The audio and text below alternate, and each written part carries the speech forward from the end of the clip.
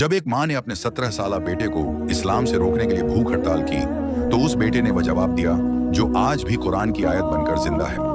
यह उस वक्त की बात है जब हजरत साद बिन अबी वकास रजी अल्लाहु अन्हु ने महज 17 साल की उम्र में ही इस्लाम कबूल कर लिया था।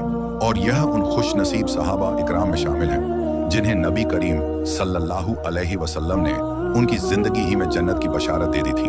जब उनकी वालिदा हमना बिन्त अबी सुफियान को पता चला कि उनके बेटे ने अपने आबाओ अजदाद का दीन छोड़कर इस्लाम कबूल कर लिया है, तो वह सख्त गुस्से में आ गई, क्योंकि वह अपने बेटे से बहुत ज्यादा मोहब्बत करती थी। अपनी बात मनवाने के लिए उनकी वालिदा ने एक अनोखी और सख्त किस्म की भूख हड़ताल शुरू कर दी और कसम खाई कि ऐसा जब तक तुम मोहम्मद सल्लल्लाहु अलैहि वसल्लम के दीन का इनकार नहीं करोगे, मैं न कुछ खाऊंगी और न कुछ पीऊंगी, यहाँ तक कि मैं मर जाऊं।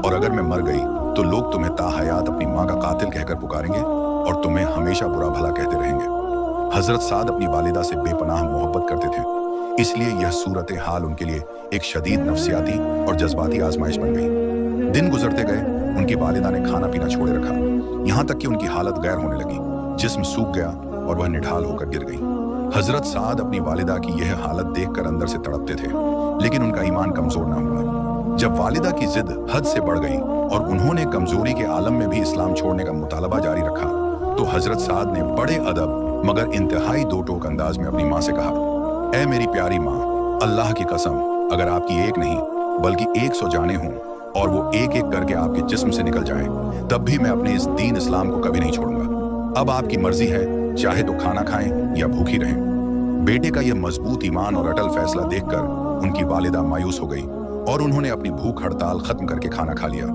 इस वाक्य के तनाजुर में अल्लाह ताला ने कुरान मजीद की सूरह लुकमान की आयत नंबर 15 में यह हुक्म नाजिल फरमाया कि अगर तुम्हारे वालिदैन तुम पर दबाव डालें कि अल्लाह के साथ किसी को शरीक करो, तो उनकी यह बात मत मानो, लेकिन दुनिया में उनके साथ हमेशा अच्छा सलूक करते रहो। यह वाक़या हमें सिखाता है कि अल्लाह की मोहब्बत हर रिश्ते से बड़ी है।